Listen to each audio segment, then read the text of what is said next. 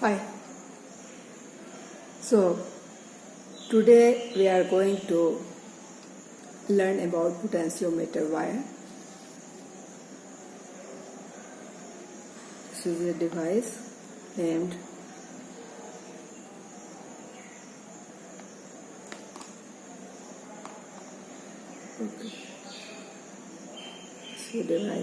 potentiometer.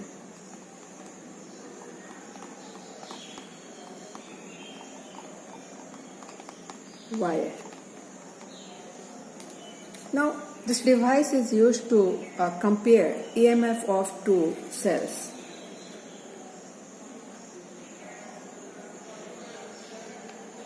First one, compare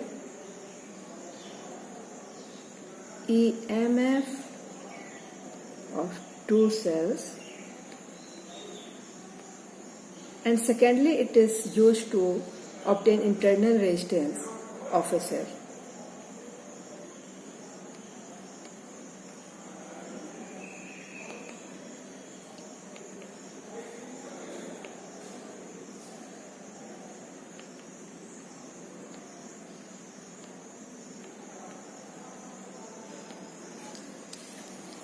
So this is potentiometer. You can see that the arrangement is made on a wooden rectangular block. It has you can count how many wires. Let me color it so that you could see. These are the wires. These are long wires. So these are 1, 2, 3, 4, 5, 6, 7, 8, 9, and one is broken. Okay. So here you have only 9 wires, 1 meter wire, and it varies in different potentiometers from 4 in number, from 4 up to 10. So I am having here 9 wires made up of LYs. They can be either nichrome, manganese, constantan, etc. Now these wires has high resistivity and very small temperature coefficient of resistivity. So two things are very important. Now let us learn what is the working principle of this potentiometer wire.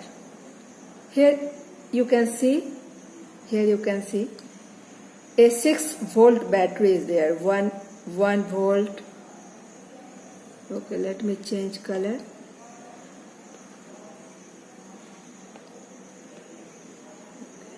This is your 1 volt, 2 volt, 3, 4, 5, 6. 6-volt battery is there.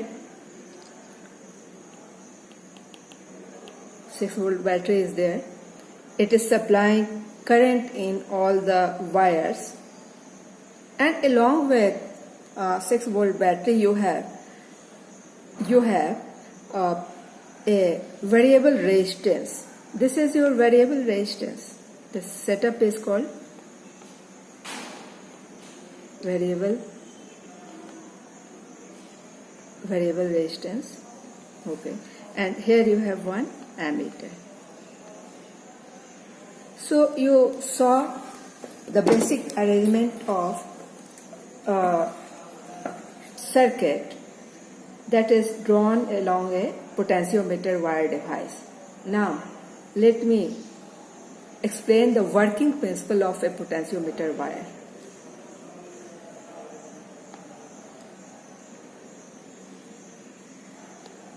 Working principle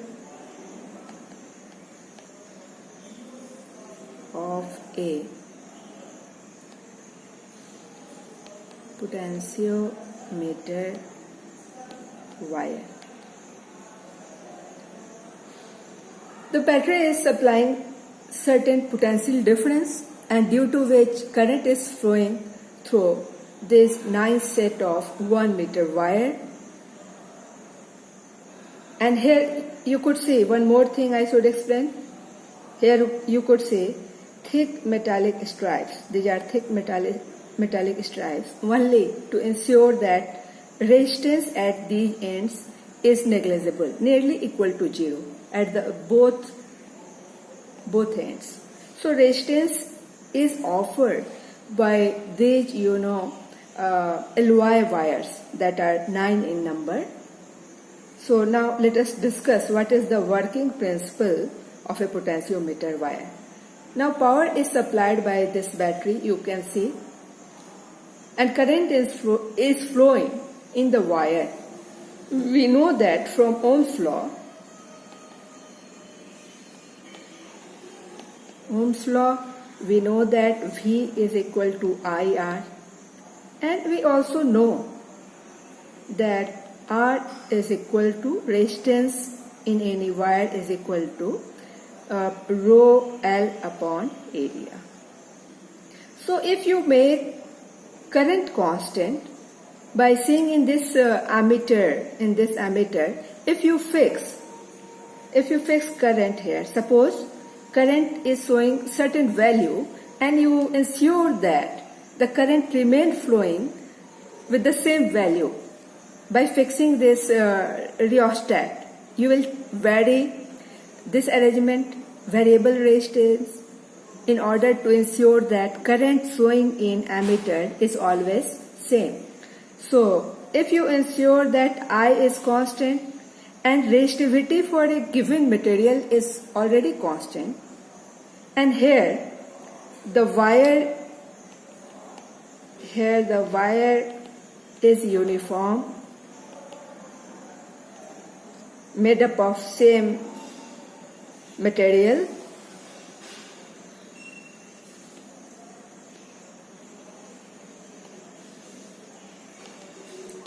therefore A is equal to, area is constant, resistivity rho is constant, and current is also made constant. I current is also made constant. Then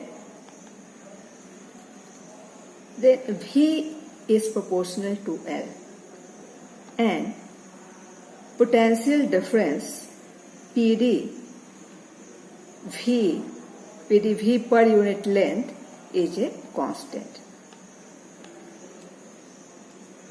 Let me delete this thing. Okay, so V upon L is a constant, and this V upon L, which is potential difference per unit length,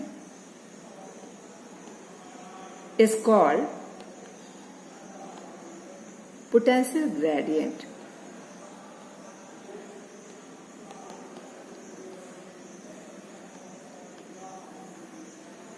So this is the working principle of a potentiometer wire.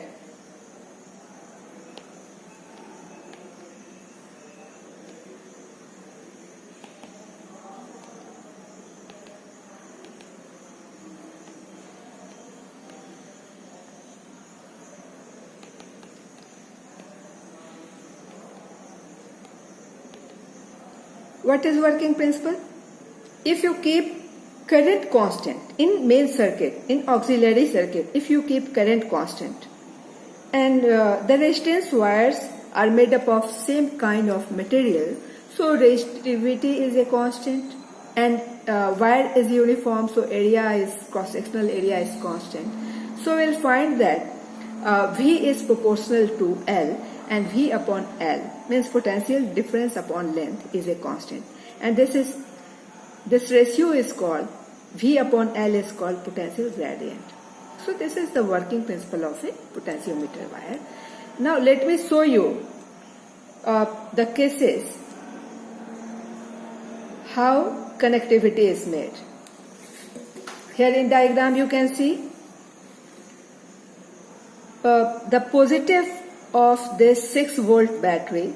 This is main cell, this is your deriving cell, this one.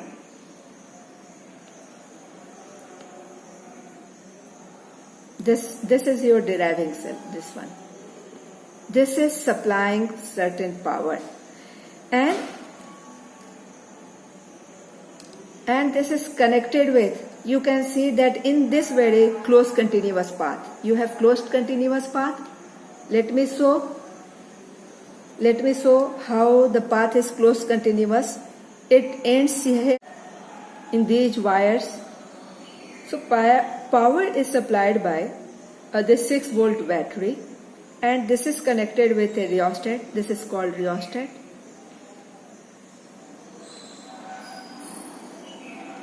And then there is one ammeter. And this ammeter ensures that flow of current should remain same in any case, because the working principle that the potential gradient should remain constant, it will be ensured only when current shown in ammeter is a constant. So this is one circuit.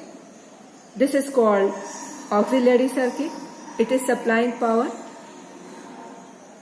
Now next thing, the two works done by this potentiometer wire, and out of which one is to compare EMF of two cells. Now look how we compare.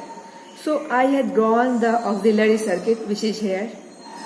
There is no change.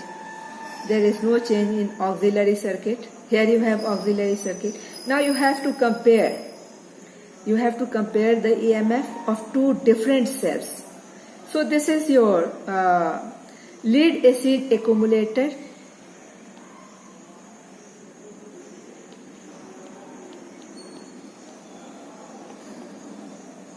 Okay, this cell is lead acid accumulator, and you have taken two different cells. So altogether you need 3 sources of energy, 3 DC sources. So this is lead acid accumulator. Here you can take a Daniell cell, and here you can take a Leclanché cell.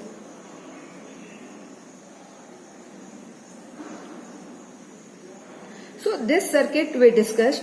Now next circuit. Now you could see the positive and the positive of your main circuit, that also is called auxiliary circuit.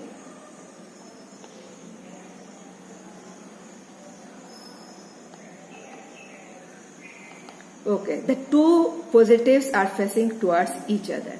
Positive of this main auxiliary, your lead acid accumulator cell, and your this Leclanché cell and Daniell cell are facing to each other.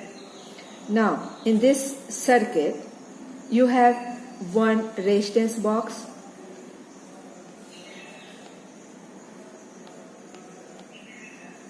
and then a galvanometer. Here you have a galvanometer.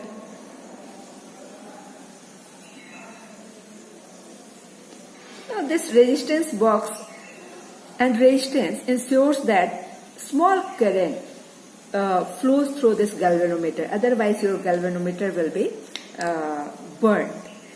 Okay.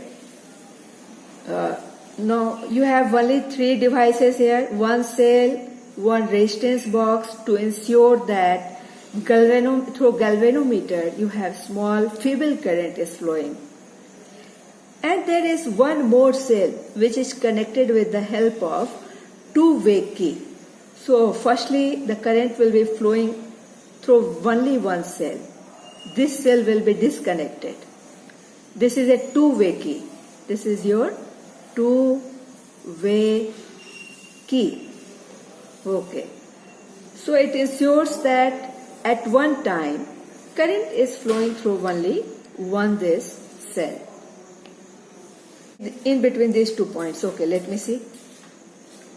Externally it is continuous up to this point, and internally let me find where the circuit is made. So internally it goes along this line and then finally comes along this line.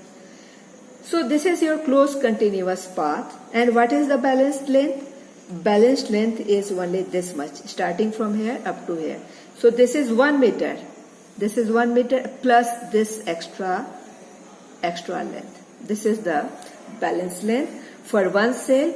Now we will connect the another cell by this two-way key. Now this cell is disconnected and this cell is working. Now again we will be obtaining balance point and the balance length. So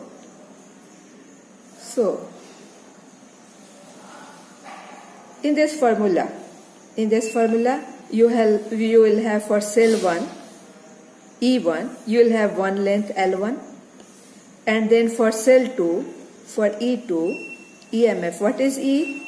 EMF. You will have another length L2. So on dividing the two,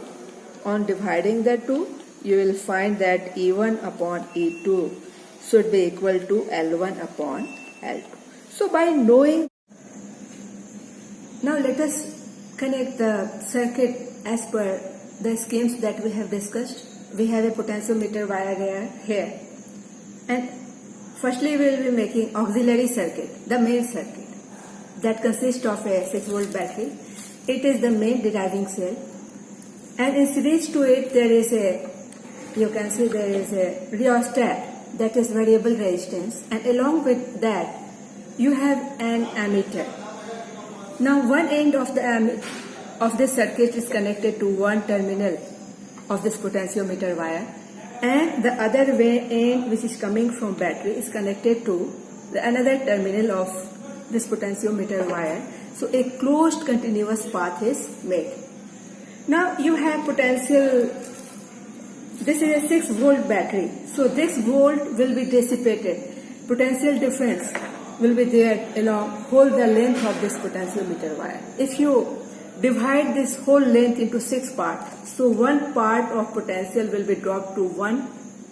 Next part of the potential means one next volt will be dissipated to the next, and in such a way whole the potential is dropped over this wire, because only this is the resistance that is offered in this very circuit.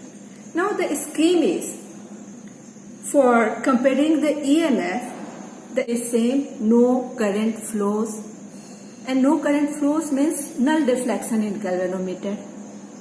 And in case of null deflection, it will become same, flow of current ceases and deflection in galvanometer becomes null, no deflection is there.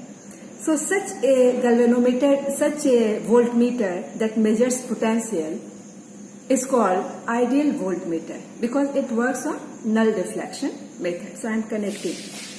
For comparison of EMF, I am connecting the circuit. I have already connected the auxiliary circuit or main circuit. Now I am connecting the circuit for this Daniell cell. 6-volt source, a rheostat and an ammeter. Ammeter will ensure that current remains always constant. And in second circuit you have a Daniell cell, a high resistance and a galvanometer. So now let me take the reading. The deflection of the galvanometer should be on two sides if you take this jockey along the two ends. So let me check. Is it true or not? Yes. Yes, the deflection is on two sides. So let me find the null deflection point. So here you have null deflection point. Okay. From outside, and this is the length. 1 meter, this is 1 meter, and this is your 47. 1.47 meter. Okay. The first reading I have obtained for EMF is proportional to, EMF for Daniell cell is proportional to 1.47 meter. Now next cell. Now the circuit is same for second practical, for finding internal resistance of a Daniell cell or Wittlich-Lange cell. The circuit will be exactly same. There will be no difference. You have same auxiliary circuit, a main power source with a rheostat with an ammeter. And in another circuit, you have a Witt-Leclanché cell, you have a high resistance, and you have a galvanometer. Everything is the same. But now I have connected in series this Witt-Leclanché cell a resistance. This resistance is of 5 ohm. So this resistance R is equal to 5 ohm. Now the potential difference between the two terminals will not remain with the EMF of this Witt-Leclanché cell. Now potential difference will be the terminal potential difference as I have connected the resistance. So we know that terminal potential difference is smaller than EMF of any cell. So if it is smaller, it will balance a small length. So let me check what is the balanced length when we have the potential drop only terminal potential difference. That I will be representing by V only. So the proportional length is what? Let me find. This is the last data that I needed to find for two practicals. We are doing for two practicals, one for comparing the EMF and second practical is to find the internal resistance. So this is the last data we need to find. Let me connect.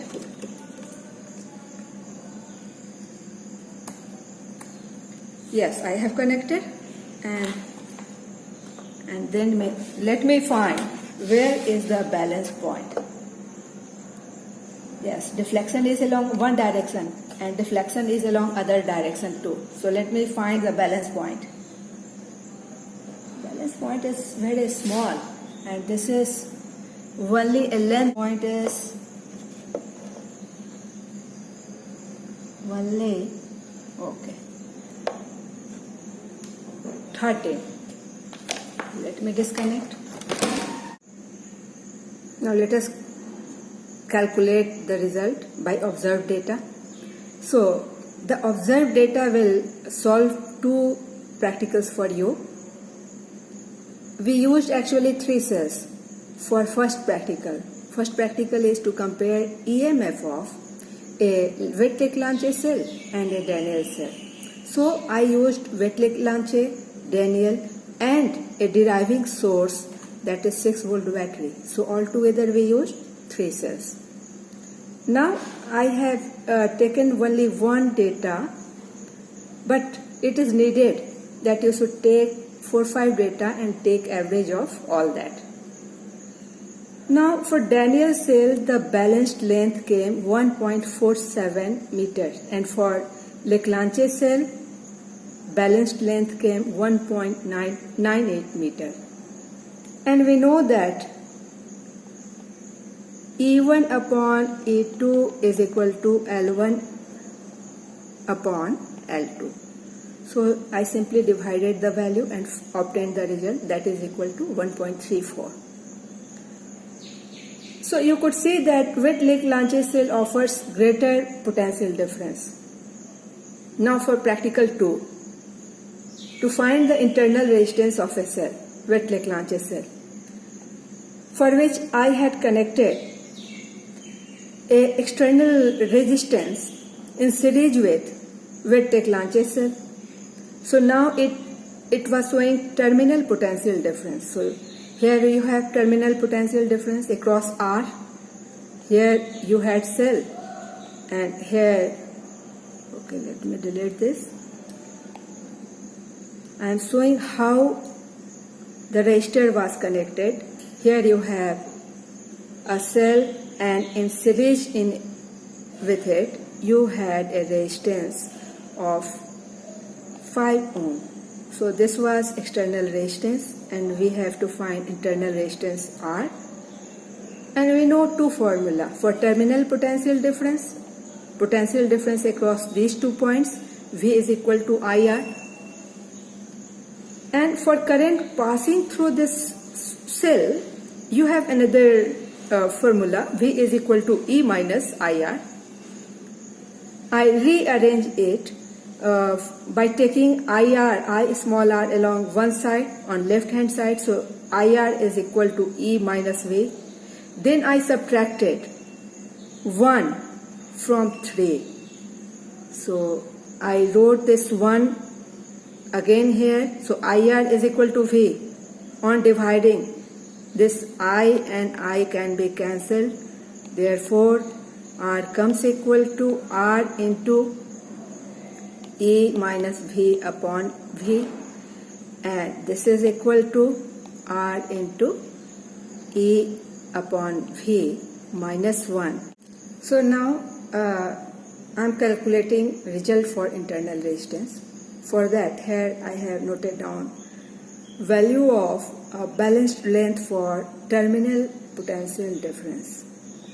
When an external resistance of 5 ohm was connected in series with Lagrange cell, then we got terminal potential difference, and that due to that terminal potential difference, the balancing length was only 13 centimeter. So here I have mentioned here, and now formula. So when these two equations are further simplified, we get that cancelling I, we get that internal resistance is equal to external resistance into E minus V upon V, where E is EMF